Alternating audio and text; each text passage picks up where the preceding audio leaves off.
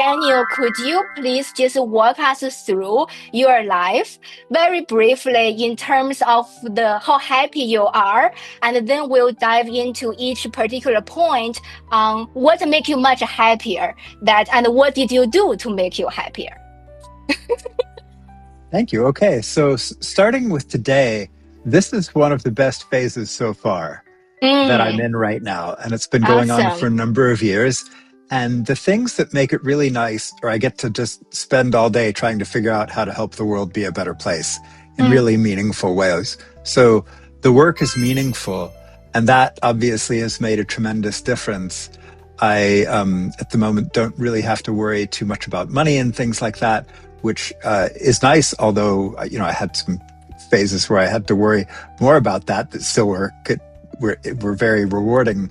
But one of the nice things is I get to think about other people, how to promote their projects, how to bring forth their talents into the world, how to connect resources to each other, how to help people grow in their own practices, how to help people find their own intrinsic abilities to relate very skillfully and happily to what's going on in their hearts and minds and bodies, and how to discover teachings and communities of people and various practice styles and things like that that are really good for people. And I get to think about a lot about how to even do this at the global systemic level. So how could the world, how could doctors, how could public health people, how could nurses and mental health practitioners and just the general public have a much better understanding of what's possible in terms of human happiness, in terms of how attention can be regulated, what we include in attention, what we exclude, how to cultivate positive states of mind. Those are all things that I find really exciting now. So going back a little bit, the stage before this, I was doing emergency medicine. So I was a doctor, getting to deal with people often having a really hard day. Although I got to work with some incredible people, like the people you find in hospitals and working in emergency departments. A lot of them were just living saints, just such good, caring, thoughtful people. And the work was very rewarding, but it was pretty stressful. You got to see what goes wrong, and a lot can go wrong in a lot of terrible ways. But being able to help in the face of that, it's funny, I don't like sitting in an emergency department when I'm not doing anything. Like if I have to go in with a family member or when I've ended up in an emergency department, I don't like being on that side of it at all, obviously. But being on the side where you can help makes it a lot better. So it can be very rewarding when you get to save people's lives or, make a difference and in their health in a really positive way. So that was a good phase. And before that, I did a lot of graduate school. So, and the most interesting thing about that period was I was also doing a lot of meditation practice and a lot of very intensive retreats and a lot of training. I found these traditions that were very effective and drew from a range of different traditions and got to hang out with some really amazing teachers and read some incredible books and listen to some great talks on how to be happy, how to reduce suffering, how to increase happiness, and hang out in communities where that was the goal. Like that's all we're doing is how do we figure out how to be okay in this heart, mind, body and to do something useful in this world. So that was a really good period where I was getting to train with people who wanted to teach me how to, make the world a better place, doing public health and medicine. And let's see here, before that, I was doing just kind of like a mix of meditation and service, and before that in school. And before that, I had a period where I was not as happy.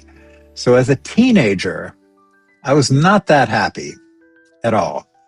And I think the biggest thing was there was a whole range of skills, of perspectives, of ways to relate to the world and emotions and thoughts and feelings and the body and society and the deep questions of life. There were skills that I just wasn't taught, that nobody, they were available somewhere in the world, but the people I was hanging out with didn't really know a lot of them. And so that was sort of a dry period where I didn't feel like there was that kind of infusion of wisdom in the same way into the system. And I think it would have benefited a lot from some more support in terms of really skillful guidance of how to just regulate attention, how to be happier. I could go back before that, but that's sort of an interesting, that'll give you some sense of me. But one of the most interesting things is going back to the beginning. When I was a little kid, when I was 3.5 and 4 years old, I could lay down on, and we moved around a lot when I was a kid. So I it's very easy to timestamp things because about every year or so we would be somewhere else. Oh, yeah. And so I know that when we lived in this house, I could lay down on my parents' down comforter and just breathe. And I would get peaceful, and then I would get blissful, and then I would get very, very tranquil.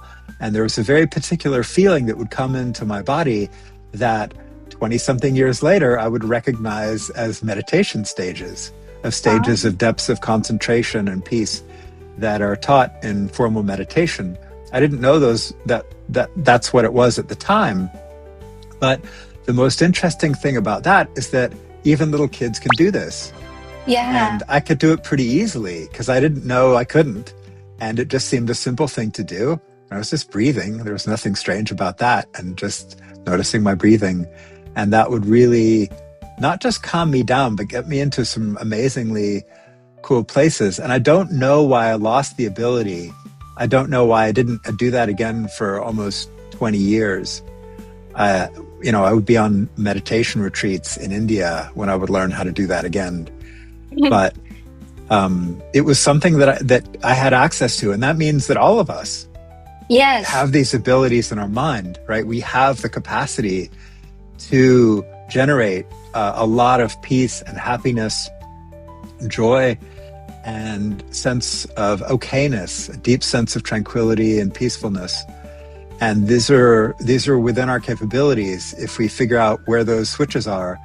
It's like the first time I ever tried to move my ears. I couldn't move my ears. I don't know if you can you wiggle your ears?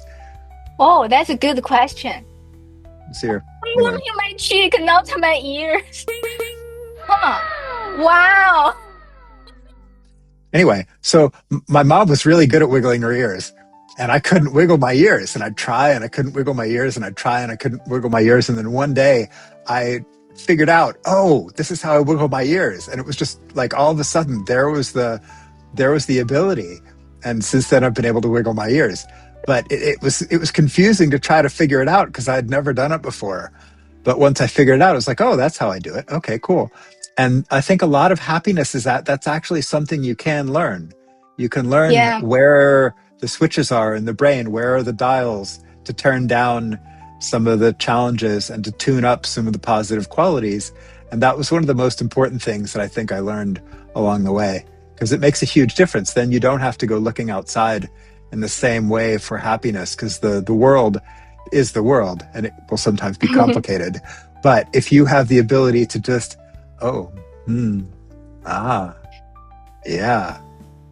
that's a really valuable thing.